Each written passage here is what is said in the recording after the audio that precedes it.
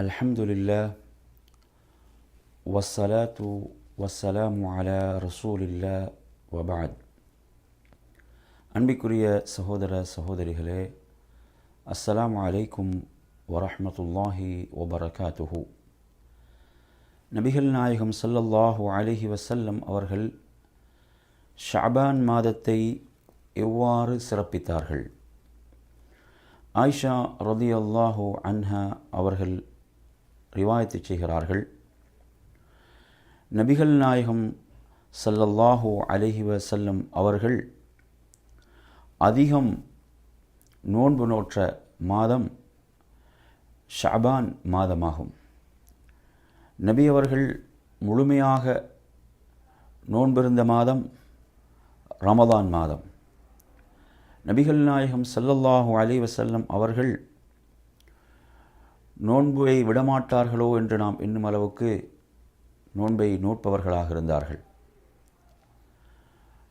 நோன்பை அவர்கள் அப்படி தொடர்ச்சியாக நோன்பை வைப்பவர்களாக இருந்தார்கள்.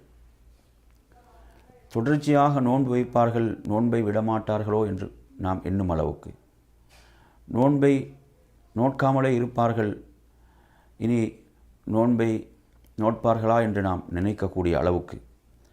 எனவே இந்த செய்தி புகாரியிலே இடம்பெறக்கூடிய ஒரு செய்தியாகும். நபிகள் நாயகம் ஸல்லல்லாஹு அலைஹி வஸல்லம் அவர்கள் ஷஅபானுடைய மாதத்தில் அதிகம் நோன்பிருந்தார்கள். மற்றும் ஒரு செய்தியில் புகாரியில் இடம்பெறுகிறது. இந்த செய்தியையும் ஆயிஷா ரலியல்லாஹு அன்ஹா அவர்கள் தான் ரிவாயத்து செய்கிறார்கள். அல்லாஹுடைய தூதர் ஸல்லல்லாஹு அலைஹி வஸல்லம் அவர்கள் ஷஅபானுடைய மாதத்தில் அதிகம் நோன்பு நோட்பவர்களாக இருந்தார்கள். இன்னும் மக்களுக்கு எப்படி சொல்வார்கள் என்றால், ஹுது மினல் அமலி மா துதீகூன், உங்களுக்கு இயன்ற அமல்களை நீங்கள் எடுத்துக்கொள்ளுங்கள், உங்களால் செய்வதற்கு இயன்ற அமல்களை நீங்கள் செய்து வாருங்கள். எனவே இங்கே குறிப்பிடப்படுவது உபரியான வணக்கங்கள். உபரியான வணக்கங்களை பொறுத்தவரையில் ஒருவர் தனக்கு செய்ய முடியுமான அமல்களை தொடர்ச்சியாக செய்து வருவதுதான் சிறப்புக்குரியது என்பதை இந்த செய்தி சொல்கிறது. ஒருவர் ஆர்வத்தின் காரணத்தால் சில அமல்களை அதிகம் செய்வதாக முடிவு செய்து ஒரு சில நாட்களிலே அந்த அமலை விட்டுவிடுவதை விட அவரால் இயன்ற அளவு அமல்களை தொடர்ச்சியாக செய்து வருவதென்பது சிறப்புக்குரியதாக இருக்கிறது.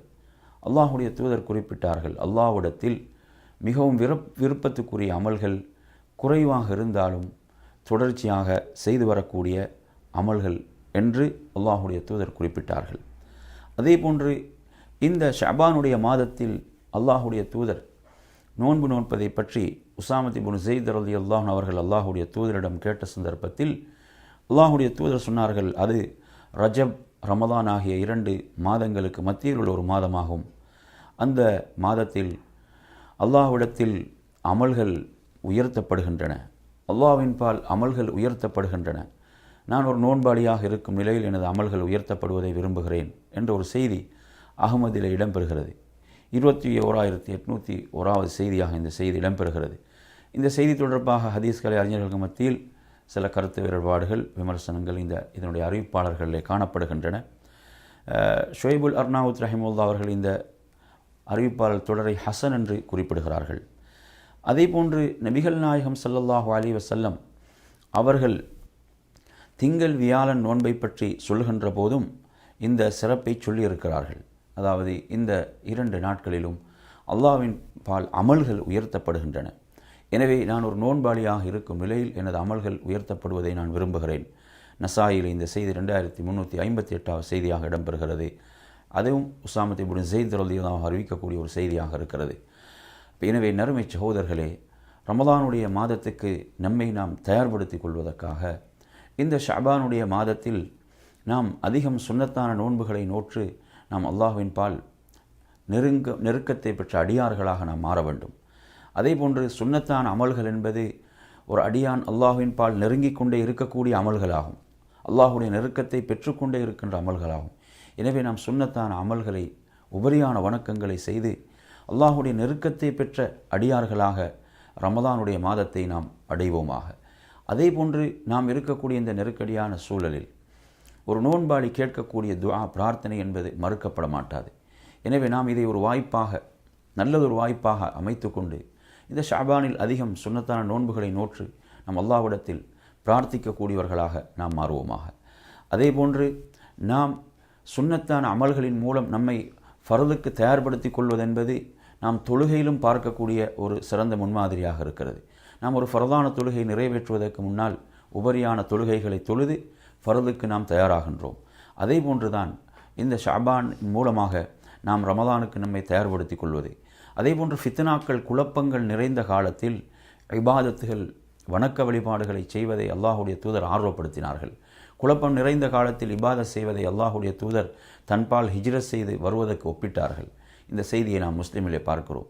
எனவே இவ்வாறான ஒரு குழப்பமான சூழலில் இருக்கக்கூடிய நாம் அமல்களின் பால், அதாவது நாம் விரைவதென்பதும் அமல்களின் மூலம் அல்லாஹ்வின் பால் நெருங்குவதென்பதும் ஒரு உயர்ந்த, ஒரு சிறந்த காரியமாகவும், அதேபோன்று இந்த ஃபித்னாக்கள், குழப்பங்கள் நீங்குவதற்கு அது ஒரு உயர்ந்த, ஒரு சிறந்த ஊடகமாகவும் இருக்கிறது என்பதை உங்களுக்கு நினைவுபடுத்தியவனாக இந்த ஷாபானை நாம் சுன்னத்தான நஃபிலான நோன்புகளின் மூலம் நாம் இதை உயிர்ப்பிப்போமாக. வஆகிரு தஅவானா அல்ஹம்துலில்லாஹி ரப்பில் ஆலமீன்.